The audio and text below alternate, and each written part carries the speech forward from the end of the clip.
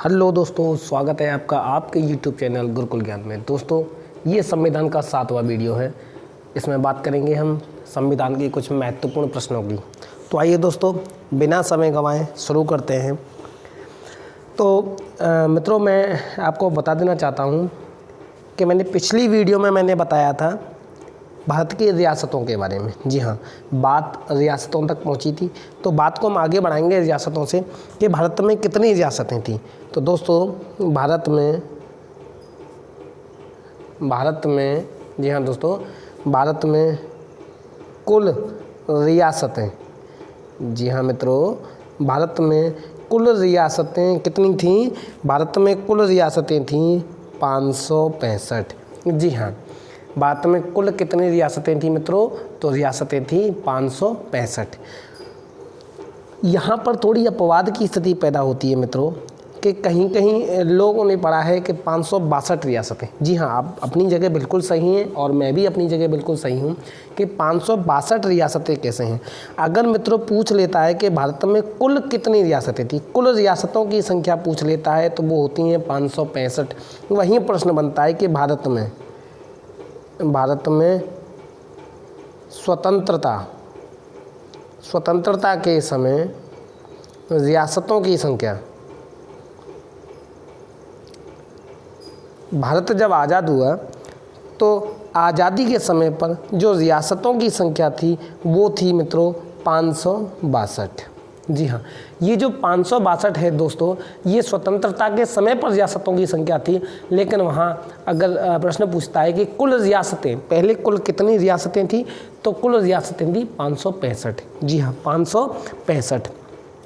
तो मित्रों, प्रश्न बनता है कि किस व्यक्ति ने रियासतों को विलय करने का श्रेय किस व्यक्ति को जाता है? जी हाँ मित्रों, प्रश्न बनता है कि रियासतों का विलय करने का श्रेय किस व्यक्ति को जाता है? तो सरदार वल्लभ भाई पटेल। जी हाँ, सरदार वल्लभ भाई पटेल। सरदार वल्लभ भाई पटेल, इन्होंने रियासतों को विलय करवाया था। क्या करवाया था इन्होंने? रियासतों को विलय करवाया था। भारतीय क्षेत्र में रियासतों का इन्होंने विलय करवाया था। लेकिन मित्रों, कुछ रियासतें ऐसी थीं जो भारत में विलय नहीं होना चाहती थी। तो ऐसी रियासतों की संख्या कितनी थी जो भारत में विलय नहीं होना चाहती थीं? तो ऐसी रियासतों की संख्या मित्रों, ऐसी रियासतें जो भारतीय क्षेत्र में शामिल नहीं होना चाहती थी, मतलब अपने आप को मिलाना नहीं चाहती थी, ऐसी रियासतें थी 5। कुल कितनी थी दोस्तों? 5। कुल 5 रियासतें ऐसी थी जो भारत में नहीं मिलना चाहती थी। अब वो कौन कौन सी रियासतें थीं दोस्तों? तो उनमें रियासतों की संख्या 5 थी। तो उनके नाम मैं आपको बता देता हूँ। तो त्रावणकोर, नंबर 2 जूनागढ़। जी हाँ मित्रों, जूनागढ़। नंबर 3 की बात की जाए मित्रों तो हैदराबाद। नंबर 4 की बात की जाए मित्रों, भोपाल। जी हाँ, भोपाल। नंबर 5 पर आता है मित्रों जोधपुर। कौन सी? जोधपुर। ये 5 रियासतें ऐसी थी मित्रों जिन्होंने भारत में मिलने से मना कर दिया था। कौन कौन सी? त्रावणकोर, जूनागढ़, हैदराबाद, भोपाल और जोधपुर। जब इन 5 रियासतों ने भारतीय क्षेत्र में मिलने से मना कर दिया, तो जब इन पर दबाव दिया गया मित्रों, जब इनको मिलाने के लिए दबाव दिया गया कि ये भारतीय क्षेत्र में मिल जाएं, तो कुछ रियासतें ऐसी भी थीं इनमें से जो दबाव में आ गई थी। जी हाँ मित्रों, इनमें से कुछ रियासतें ऐसी थीं जो दबाव में आ गई थीं। जैसे जब इन पर दबाव दिया गया मित्रों, तो त्रावणकोर, भोपाल और जोधपुर। जी हाँ, त्रावणकोर, जोधपुर और भोपाल, ये 3 रियासतें ऐसी थीं, ये 3 रियासतें दबाव में मिल गई थीं। कैसे मिल गई? इन 3 रियासतों को मित्रों, त्रावणकोर को, भोपाल को और जोधपुर को मिला लिया गया था। लेकिन 2 रियासतें, इनमें से ये 2 रियासतें कौन कौन सी? जूनागढ़ और हैदराबाद, इन्होंने बिल्कुल स्पष्ट तरीके से मना कर दिया था कि हम लोग भारतीय क्षेत्र में नहीं मिलेंगे। जब इन पर दबाव दिया गया, दबाव भी मित्रों काम नहीं आया, तो इन पर पुलिस कार्रवाई की गई। जी हाँ, हैदराबाद में क्या किया, हैदराबाद में जब हैदराबाद की रियासत मित्रों भारत में नहीं मिली तो इस पर क्या किया, हैदराबाद की रियासत पर पुलिस कार्रवाई की गई। कौन सी कार्रवाई, पुलिस कार्रवाई। जी हाँ मित्रों, पुलिस कार्रवाई। बाहर की तरफ पुलिस लगा दी गई और अंदर सेना भेज दी गई मित्रों। तो इसमें एक ऑपरेशन चलाया गया, ऑपरेशन का नाम था ऑपरेशन पोलो। क्या नाम था, ऑपरेशन पोलो, ऑपरेशन पोलो। जी हाँ, प्रश्न बनता है मित्रों कि ऑपरेशन पोलो जो है किस रियासत में चलाया गया था, किस रियासत को मिलाने के लिए चलाया गया था।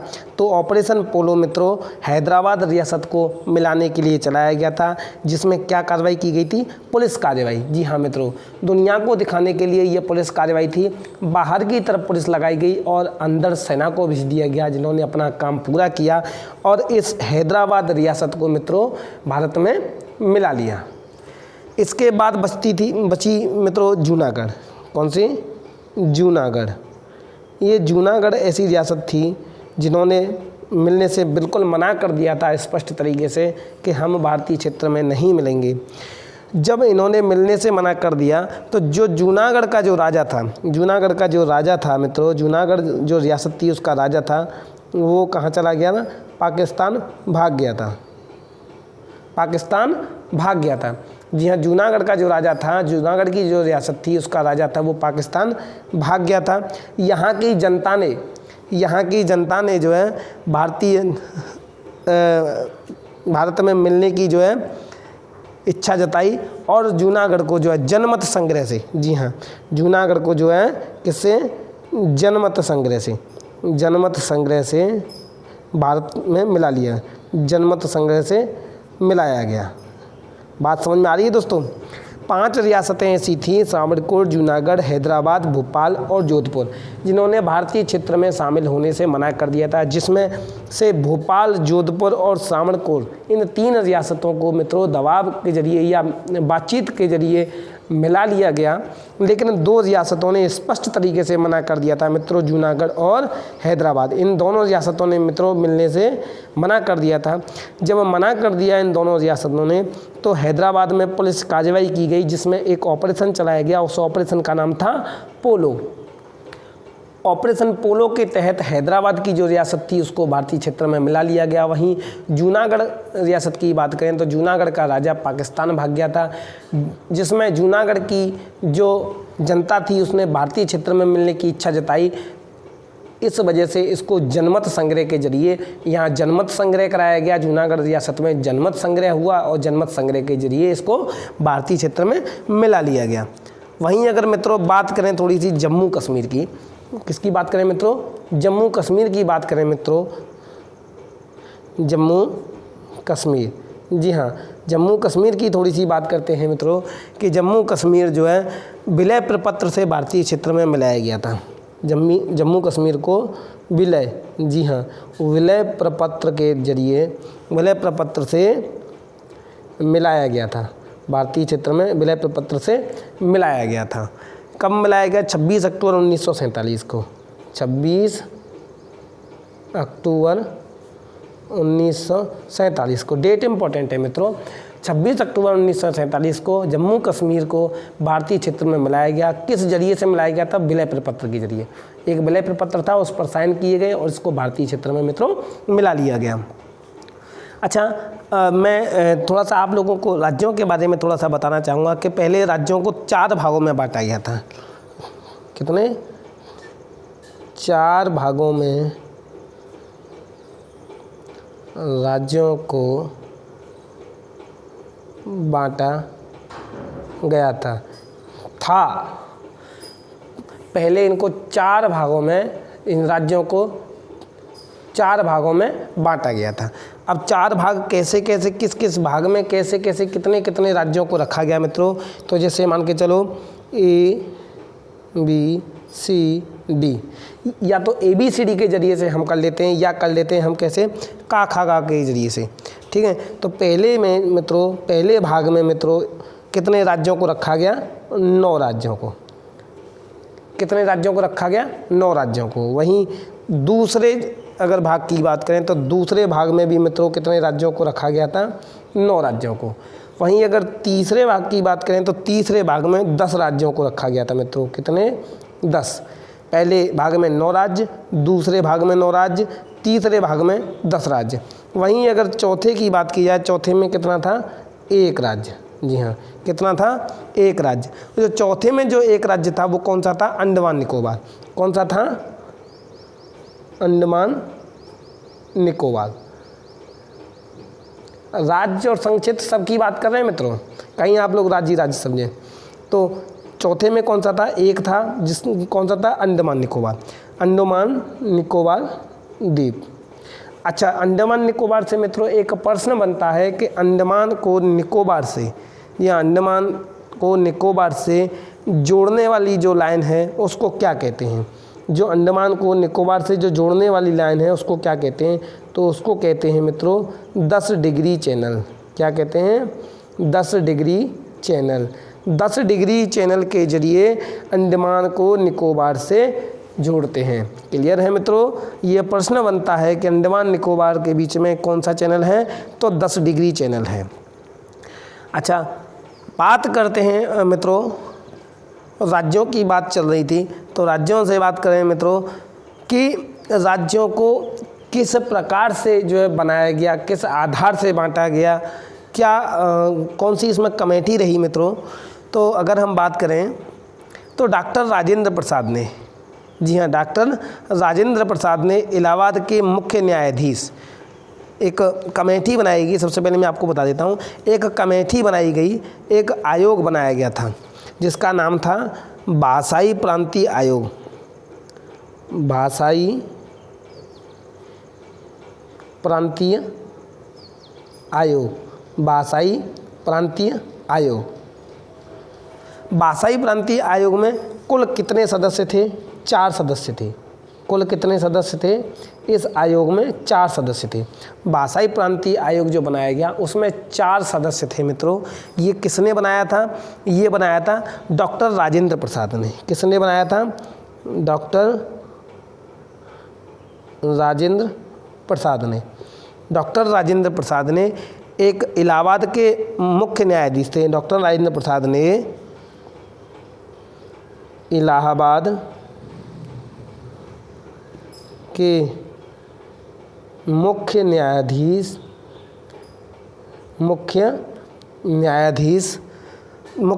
का क्या नाम था, एस.के. धर। क्या नाम था, एस.के. धर। एस.के. धर जो रिटायरमेंट थे, जी हाँ, मुख्य न्यायाधीश थे जो रिटायरमेंट हो चुके थे, एस.के. धर। इनका नाम था एस.के. धर। इनकी अध्यक्षता में, जी हाँ, इनकी अध्यक्षता में, एस.के. धर की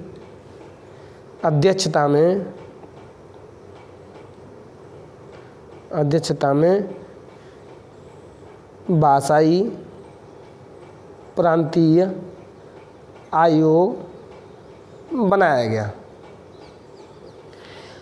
डॉक्टर राजेंद्र प्रसाद ने इलाहाबाद के मुख्य न्यायाधीश जिनका नाम था एस.के. धर, एस.के. धर की अध्यक्षता में भाषाई प्रांतीय आयोग बनाया गया था, जिसमें सदस्यों की संख्या पूछ लेता है तो सदस्यों की संख्या है 4।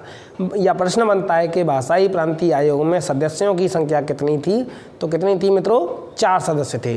अच्छा, इनके अध्यक्ष कौन थे, 4 सदस्य थे और अध्यक्ष कौन थे इसमें, अध्यक्ष थे मित्रों एस.के. धर। एस.के. धर। क्लियर है, एस.के. धर। इस आयोग का क्या काम था मित्रों, मैं आप लोगों को बताऊंगा। इसका काम था,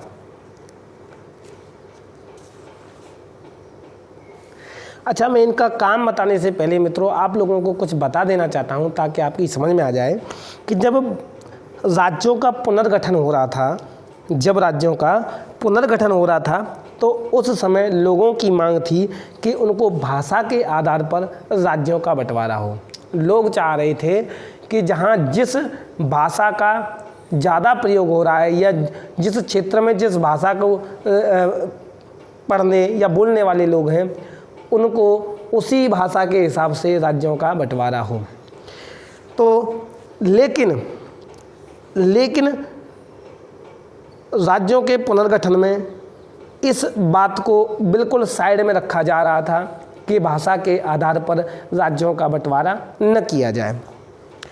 जब इस बात को साइड में रख दिया गया, इनकी बात नहीं मानी गई, लोगों की बात नहीं मानी गई, तो उसी समय एक तेलुगु नेता थे। उसी समय एक तेलुगु नेता थे मित्रों। तेलुगु नेता जिनका नाम था पोट्टी श्री रामालू। क्या नाम था? पोट्टी श्री रामालू एक नेता थे मित्रों, तेलुगु नेता। कैसे नेता? तेलुगु नेता। तेलुगु भाषा के जो नेता थे, तेलुगु नेता जो थे, उनका नाम था पोट्टी श्री रामालू।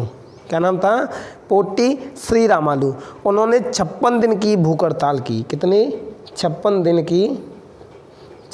की भूख हड़ताल की।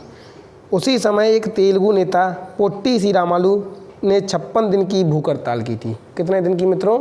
56 दिन की भूख हड़ताल की। और 56 दिन की भूख हड़ताल के बावजूद इनकी मृत्यु हो गई थी।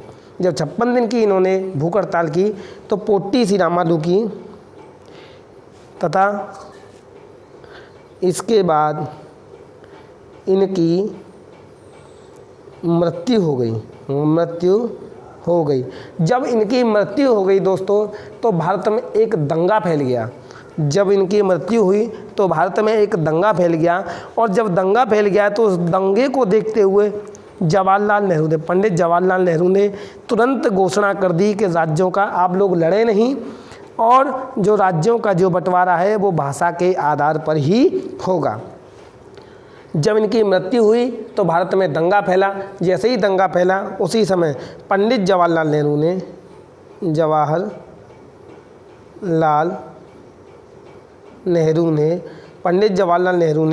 घोषणा की कि राज्यों का बंटवारा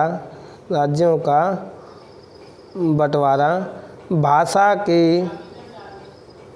आधार पर ही होगा। जब पंडित जवाहरलाल नेहरू ने घोषणा की कि राज्यों का बंटवारा भाषा के आधार पर ही किया जाएगा या भाषा के आधार पर ही होगा, और भाषा के आधार पर तेलुगु राज्य, और भाषा के आधार पर, जी हाँ मित्रों, भाषा के आधार पर तेलुगु राज्य, जी हाँ, कौन सा? भाषा के आधार पर तेलुगु राज्य। कौन सा तेलुगु राज्य? आंध्र प्रदेश। तेलुगु राज्य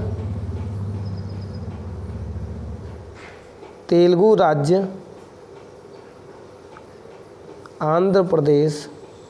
कौन सा? आंध्र प्रदेश का गठन किया गया। सबसे पहला जो राज्य था भाषा के आधार पर गठित होने वाला राज्य कौन सा था? आंध्र प्रदेश। ये आंध्र प्रदेश जो है, तेलुगु राज्य जो था, वो सबसे पहले गठित हुआ था भाषा के आधार पर। क्लियर है? अच्छा, ये कब गठित हुआ? क्या डेट थी? तो 1 अक्टूबर 1953 को। 1 अक्टूबर 1953 को। 1 अक्टूबर 1953 को। 1 अक्टूबर सन 1953 को भाषा के आधार पर गठित होने वाला पहला राज्य मित्रों आंध्र प्रदेश था। क्लियर है? वहीं अगर बात की जाए मित्रों राज्य पुनर्गठन आयोग की, जी हाँ, फिर एक आयोग बनाया गया मित्रों, जैसा कि मैंने आपको पिछले उसमें बताया है, भाषाई प्रांतीय आयोग ये था। लेकिन इसके बाद में राज्य पुनर्गठन आयोग बनाया गया। राज्य पुनर्गठन आयोग बनाया गया। राज्य पुनर्गठन आयोग बनाया गया। कब बनाया गया मित्रों? दिसंबर 1953 को। दिसंबर 1953 को राज्य पुनर्गठन आयोग बनाया गया था। क्लियर है यहाँ तक? जिसके अध्यक्ष, अच्छा जिसके अध्यक्ष, इसमें राज्य प्रश्न पूछ लेता है कि राज्य पुनर्गठन आयोग में कितने सदस्य थे? तो राज्य पुनर्गठन आयोग में 3 सदस्य थे। 3 सदस्य। कुल कितने सदस्य थे? 3 सदस्य। कौन कौन से थे? इसके अध्यक्ष पहले मैं आपको बता देता हूँ। अगर बात की जाए 3 सदस्यों की मित्रों, तो 3 सदस्य कौन कौन थे? तो इनके 3 सदस्य थे फजल अली, पहले सदस्य थे फजल अली। दूसरे थे हृदयनाथ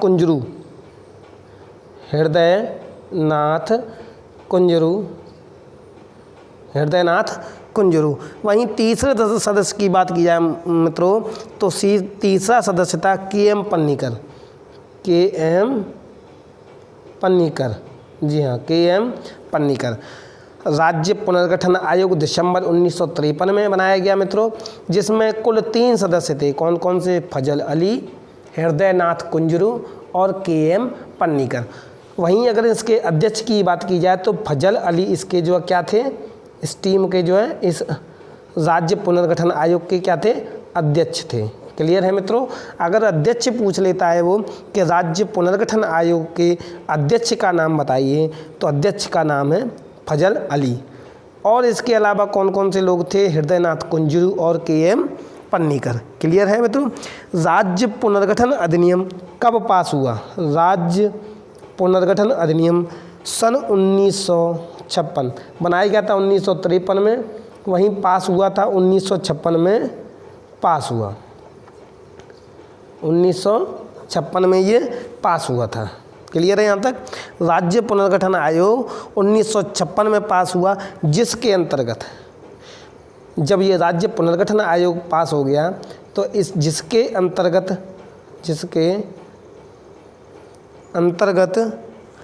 14 राज्य, जिसके अंतर्गत 14 राज्य प्लस 6 केंद्र शासित प्रदेश बनाए गए। जब ये दिसंबर 1953 में राज्य पुनर्गठन आयोग बनाया गया, ये 1956 में पास हो गया था। जब ये पास हुआ तो इसके अंतर्गत 14 राज्य और 6 केंद्र शासित प्रदेशों का निर्माण हुआ, यानी कि 6 केंद्र शासित और 14 राज्य बनाए गए। जब राज्य पुनर्गठन अधिनियम पास हुआ तो उसके आधार पर जो 14 राज्य जो बने थे, 14 राज्य कौन कौन से थे मित्रों, मैं आपको बता देता हूँ। 14 राज्य जो बनाए गए थे वो कौन कौन से थे, हमको ये पता होना चाहिए कि राज्य पुनर्गठन अधिनियम के आधार पर जो 14 राज्य जो बनाए गए वो कौन कौन से थे। तो जिसमें बात करें राज्यों की तो आंध्र प्रदेश बनाया गया था, उत्तर प्रदेश बनाया गया था। वहीं बात करें मध्य प्रदेश बनाया गया था। मध्य प्रदेश मित्रों ध्यान से देखिएगा, आप लोगों को इस वीडियो में बहुत कुछ नया सीखने को मिलेगा और मैं उम्मीद करता हूँ यदि आप ये वीडियो ध्यान से देखेंगे तो आपको 1-2 बार में ही पूरा रिवाइज हो जाएगा मित्रों। तो जो 14 राज्यों का जो पुनर्गठन हुआ, 14 राज्य जो राज्य पुनर्गठन आयोग के अंतर्गत बनाए गए, उसमें आंध्र प्रदेश, उत्तर प्रदेश, मध्य प्रदेश, उड़ीसा, पंजाब,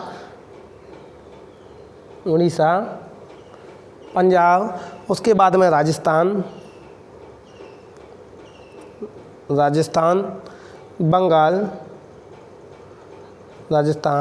बंगाल, बिहार,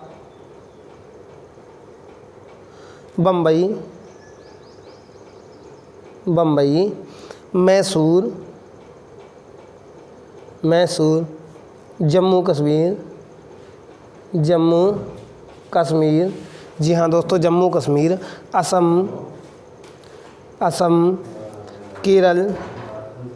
केरल, मद्रास। कितने हो गए मित्रों? 1 2 3 4 5 6 7 8 9 10 11 12 13 14। कौन कौन से हैं 14 मित्रों? आंध्र प्रदेश में एक बार फिर से रिवाइज कर देता हूँ। आंध्र प्रदेश, उत्तर प्रदेश, मध्य प्रदेश, उड़ीसा, पंजाब, राजस्थान, बंगाल, बिहार, बम्बई, मैसूर, जम्मू कश्मीर, असम, केरल, मद्रास। इन राज्यों का पुनर्गठन किया गया। इन राज्यों को जो है राज्य पुनर्गठन आयोग के तहत बनाया गया था। पर दोस्तों इसमें एक नाम आया है मैसूर। मित्रों आप कमेंट में लिख के बताइएगा, इसका उत्तर दीजिएगा कि मैसूर वर्तमान में किस राज्य का नाम था। जो वर्तमान में जो राज्य है वो कौन सा राज्य है जिसका पहले नाम था मैसूर, या किस राज्य को मैसूर कहा जाता था? इसका कमेंट में उत्तर लिख के बताइएगा दोस्तों। वहीं बात करें 6 केंद्र शासित प्रदेशों की। 6 केंद्र शासित प्रदेशों की।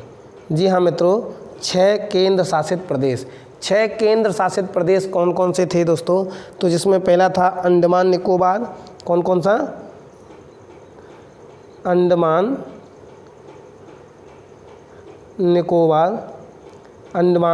निकोबार।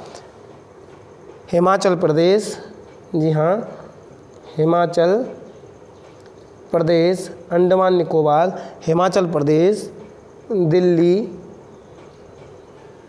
अंडमान निकोबार, हिमाचल प्रदेश, दिल्ली, त्रिपुरा,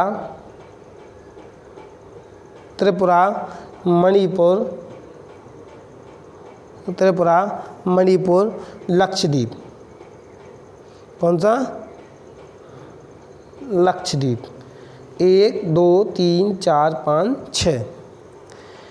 अंडमान निकोबार, हिमाचल प्रदेश, दिल्ली, त्रिपुरा, मणिपुर और लक्षद्वीप, ये 6 केंद्र शासित प्रदेशों को राज्य पुनर्गठन आयोग के तहत बनाया गया था। 14 राज्य मित्रों मैंने आपको बता दिए हैं, 6 केंद्र शासित प्रदेश भी मैंने आपको बता दिए हैं। वहीं एक प्रश्न बनता है मित्रों लक्षद्वीप से कि लक्षद्वीप का और क्या नाम है? लक्षद्वीप को लकावद्वीप या अमानी द्वीप भी कहते हैं। तो लक्षद्वीप को लकावद्वीप तथा अमानी द्वीप, कौन सा? अमानी द्वीप भी कहा जाता है। इस लक्षद्वीप को अमानी द्वीप और लकावद्वीप भी कहा जाता है। क्लियर है दोस्तों? वहीं बात करें हम और राज्यों की, जैसे जैसे समयानुसार राज्यों की ज़रूरत महसूस हुई उसी हिसाब से संविधान संशोधन होते गए और राज्यों का निर्माण होता चला गया। वहीं अगर बात करें हम थोड़ी सी 96वां संविधान संशोधन की मित्रों, कौन सा? 96 96वां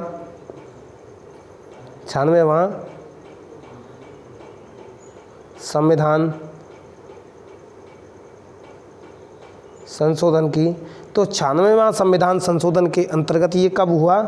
2002 में। 96वां संविधान संशोधन कब हुआ था? 2002 में। तो 96वां संविधान संशोधन के तहत जो उड़िया था उसको क्या बनाया गया? क्या बनाया गया? उड़िया बनाया गया। और जो उड़ीसा था उसको क्या बनाया गया? ओडिशा बनाया गया। क्या बनाया गया?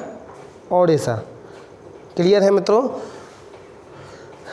तो मित्रों आज की क्लास यहीं समाप्त करते हैं। आगे की जानकारी के लिए, आगे की वीडियो के लिए देखते रहिए आपका जो गुरुकुल चैनल। तो दोस्तों अगर आप लोगों को मेरा वीडियो अच्छा लगा है तो लाइक कीजिए, शेयर कीजिए और मेरा चैनल सब्सक्राइब कीजिए। थैंक यू दोस्तों।